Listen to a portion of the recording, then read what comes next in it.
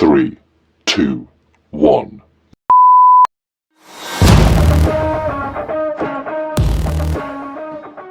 तो ये हमारा इंटरफेस है फ़ोटोशॉप का। इस पे काम करने से पहले हम इसका इंटरफेस समझेंगे कि एक्चुअली इसमें कौन से फंक्शंस और ऑप्शंस ऐसे हैं जिनकी मदद से हमें अपना काम प्रोसेस करने में हेल्प मिलेगी, और इसके अलावा ऐसी कौन सी चीज़ है जिसके ऊपर हम फ़ोटोशॉप के ऊपर अपना काम करेंगे। बिकॉज़ ज़ाहिर मुझे इस स्क्रीन पे जो मुझे फ़िलहाल नज़र आ रही है, इसमें मुझे ऐसा कोई मज़ीद ऑप्शन या फिर ऐसे नहीं मिल रहा कि मैं इसके ऊपर अपना पेंट कर सकूँ अपनी कोई भी चीज़। इस पर पेन टूल मुझे कुछ नज़र नहीं आ रहा, मार्कर टूल नज़र नहीं आ रहा। सो उसको ओपन करने के लिए सबसे पहले फ़ोटोशॉप हमें कह रहा है कि आप अपना एक मीडियम जो है वो इंट्रोड्यूस करवाएं। मीन टू से कि जिस तरह हमें लाइक अगर हमने पेंटिंग करनी हो तो हमें कैनवस की ज़रूरत पड़ती है, अगर हमें स्केचिंग करनी हो तो हम किसी टेक्सचर्ड शीट यानी कि स्कॉलर शीट पे जाते हैं, या मोस्टली हम A4 पेपर पे भी अपनी स्केचिंग कर लेते हैं। तो इस तरह हमें किसी पेपर, मीडियम, कैनवस वगैरह की या कार्डबोर्ड की, इस तरह की चीज़ों की हमें ज़रूरत महसूस होती है। इसी तरह हम जब फ़ोटोशॉप पे आते हैं तो इधर भी हमें अपना काम स्टार्ट करने के लिए मीडियम की ज़रूरत पड़ती है, और फ़ोटोशॉप पे काम करने के लिए हम जिस मीडियम का इस्तेमाल करते हैं वो होता है कैनवस। और ये कैनवस जो होता है एक डिजिटल कैनवस होता है जिसको आप हाथ तो नहीं लगा सकते, हाँ, लेकिन उसके ऊपर अपना हर काम और हर फंक्शन, अपना प्रोसेस उसी तरह कर सकते हैं जिस तरह आप अपने फिज़िकल कैनवस के ऊपर करते हैं। So let's start. लेकिन उससे पहले हम ऐसा नहीं होगा कि हम जस्ट एक क्लिक करेंगे और हमारे सामने कैनवस जो है वो ओपन हो जाएगा। ये है कि जब हम अपना कैनवस ओपन करेंगे तो वो हमसे कुछ डिटेल्स मांगेगा कि आपको क्या साइज़, किस तरह का आपको कैनवस चाहिए, उसकी विड्थ, हाइट क्या है। बिल्कुल इसी तरह जिस तरह जब हम बाज़ार में अपना कैनवस ख़रीदने जाते हैं या कोई चार्ट पेपर ख़रीदने जाते हैं तो वो हमसे साइज़ पूछता है कि आपको कितने साइज़ का, कितनी लेंथ और विड्थ का कैनवस चाहिए। हम देखते हैं कुछ कैनवस हमारे पास छोटे होते हैं और कुछ कैनवस हमारे पास बहुत बड़े होते हैं, और उनके डिफरेंट साइज़ होते हैं। 30-40 का भी होता है और 10x10 का भी होता है, रेक्टेंगुलर साइज़ भी होते हैं, भी होते हैं, और इसके अलावा हमारे पास स्क्वायर में भी साइजेस मौजूद होते हैं। तो इसके लिए आपको एक्चुअली अगर जिस चीज़ पे आप काम करने लगे हो या जो आप काम फ़ोटोशॉप पे करने लगे उससे पहले आपको अपना साइज़ ज़रूर पता होना चाहिए, ठीक है। तो हम स्टार्ट करते हैं और अपना कैनवस ओपन करते हैं। कैनवस ओपन करने के लिए मैं यहाँ पे क्लिक करूँगी न्यू फाइल पे। न्यू फाइल पे क्लिक करने के बाद मुझे फर्दर उसने ऑप्शंस दिए हैं, जैसे कि अगर मैं चाहती हूँ कि मैं किसी फ़ोटो फ्रेम पे काम करूँ तो ये मेरे पास न्यू डॉक्यूमेंट्स के ऊपर कुछ ऑप्शंस नज़र आ रहे हैं जिसमें मेरे पास saved, photo, print, art illustration, web, mobile, film and video के मज़ीद ऑप्शंस मिल रहे हैं। तो सबसे पहले मैं फ़ोटो पे क्लिक करती हूँ। फ़ोटो पे क्लिक करने के बाद मुझे उसने डिफरेंट जो है फ़ोटो के फ्रेम्स उसने मुझे दिए। अगर मैं इन पे क्लिक करूँगी तो ये बिल्कुल इसी साइज़ का मेरे सामने एक फ़्रेम क्रिएट कर देगा कैनवस का।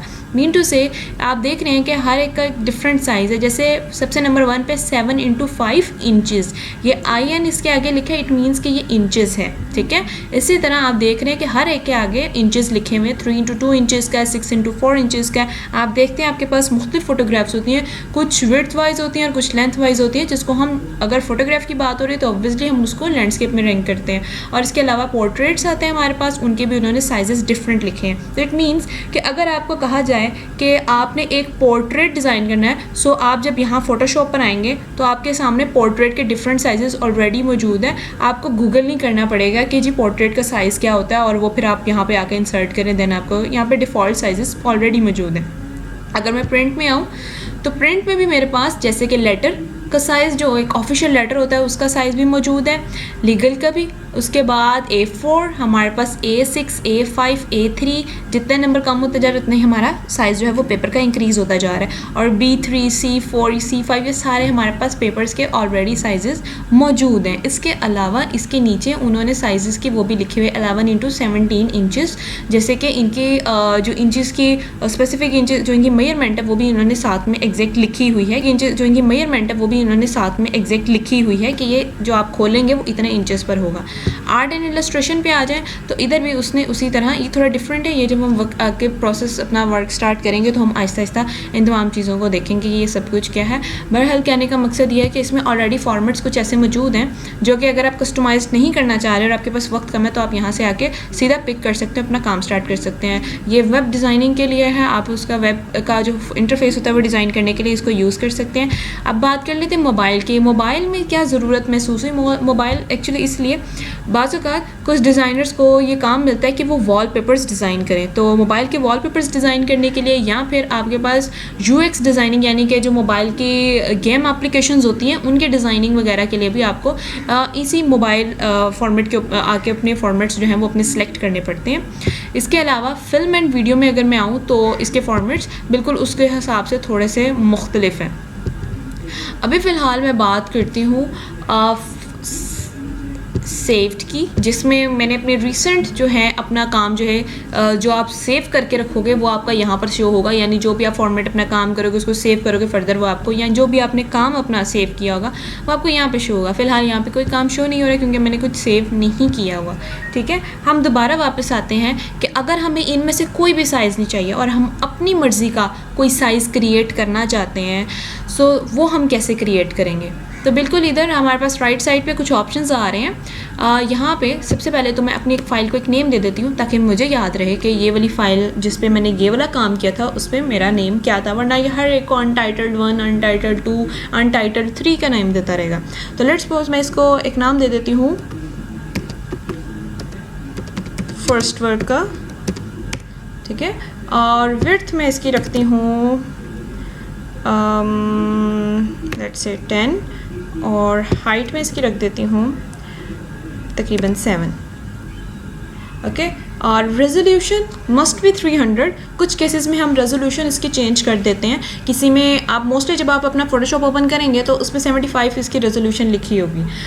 बेहतर ये कि आप उसको 300 कर लें, लेकिन हम इसकी रेजोल्यूशन जो हैं अपने काम के हिसाब से इंक्रीज़ और डिक्रीज़ करते रहते हैं। रेजोल्यूशन का क्या पर्पज़ है और कितनी मैक्सिमम होनी चाहिए वो 300 आप जनरल याद रखें, लेकिन इसका क्या फार्मूला जिसके ज़रिए में याद हो कि ये चीज़ है, अगर हम इस पर काम करें तो इसकी रेजोल्यूशन इतनी हो, इस पर काम करें तो मेरी रेजोल्यूशन इतनी हो, तो उस पर हम एक अलग लेक्चर तैयार करेंगे, लेकिन अभी फ़िलहाल आपकी रेजोल्यूशन 300 होनी चाहिए।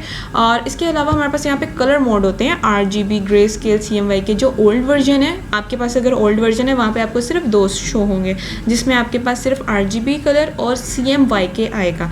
RGB CMYK ये हम डिटेल में देखेंगे, लेकिन आई एम जस्ट एक्सप्लेनिंग कि वर्जन्स में थोड़ा बहुत डिफरेंस है। ठीक है, सिर्फ ऑप्शंस का डिफरेंस है, लेकिन वर्किंग में सच कोई इतना फ़र्क नहीं पड़ता। लेकिन यहाँ पे हमारे पास bitmap, grey scale, RGB colour, CMYK, इसमें रेंज ज़्यादा है। ठीक है, लेकिन आपने RGB ही अपना रखना है, बाकी आपने किसी चीज़ को नहीं छेड़ना अनटिल अनलेस के आप ज़्यादातर इस पर ज़्यादा कमांड नहीं हासिल कर लेते, आप इस पर प्लीज़ मत कीजिए, बिकॉज ये एक बहुत ईजी सॉफ्टवेयर है। बट ये कि शुरू में जब हमें नहीं पता तो ऑप्शंस का मज़ीद कि हम कुछ भी हल्का सा भी एक डिजिट भी चेंज कर देते हैं तो हमारे वर्क में बहुत बड़ा एक इफेक्ट आ जाता है, और हमें समझ नहीं आ रहा था कि ये हमने कैसे किया, बिकॉज हम अवेयर नहीं होते कि ये चीज़ को कैसे यूज़ करना है, इसको कैसे यूज़ करना है, इसको कहाँ करना है और वटेवर।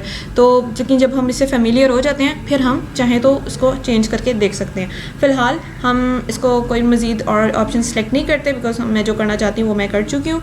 और यहाँ पे मैं आके यहाँ पे क्रिएट पे मैं क्लिक कर दूँगी और आप देखेंगे कि मेरे सामने एक कैनवस क्रिएट हो गया। ना सिर्फ कैनवस क्रिएट हुआ है बल्कि मेरे पास मज़ीद ऑप्शंस भी आ गए हैं, जिसमें मेरे पास यहाँ पैनल्स, ये मेरा कैनवस आ गया, मेरे टूल बार, और ये ऊपर मेरा मेन्यू बार आ गया। ठीक है, और ये जो नीचे वाली बार है इसके अंदर मैं क्या करूँगी, जो भी मैं यहाँ से टूल सेलेक्ट करूँगी, लेट्स सपोज यहाँ से मैं कोई भी एक टूल सेलेक्ट कर लेती हूँ, तो आप देख रहे हैं मेरी ये जो मिड वाली बार है इसमें मेरे टूल्स के फर्दर ऑप्शंस आ रहे हैं। ठीक है, तो जो भी आप टूल सेलेक्ट करते हैं उसके फर्दर ऑप्शंस आपको यहाँ इधर डिस्प्ले होते हैं। ठीक है, अब ये जो आपके पास थर्डली नीचे वाली जो बार आ रही है, इधर आप जितने कैनवस खोलते जाएंगे, 3 खोलते हैं, 4 खोलते हैं, 5 खोलते हैं, तो वो आपको इस बार में डिस्प्ले होते जाएंगे। आप ऑन द स्पॉट यहाँ पर 5 से 10, 10 से 20 जितने मर्जी कैनवस आप खोलना चाहें तो आप खोल सकते हैं इसके ऊपर। फ़िलहाल हमने एक कैनवस अपना ओपन किया हुआ है, तो ये मेथड था कि जिसके ज़रिए आप डिफ़ॉल्ट या फिर अपनी मर्ज़ी का कैनवस ओपन कर सकते हैं। आप किस तरह अपना मीडियम प्रोड्यूस करते हैं और काम किस तरह स्टार्ट करना है, एक्चुअली वो हमने सीखा कि आज हमने कैनवस किस तरह ओपन किया, और कैनवस के ऊपर प्रोसेसिंग जो है वो हम नेक्स्ट वीडियो में देखेंगे।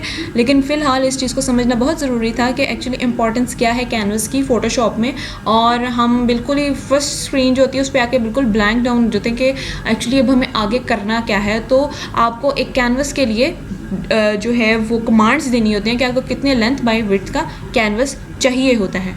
ठीक है,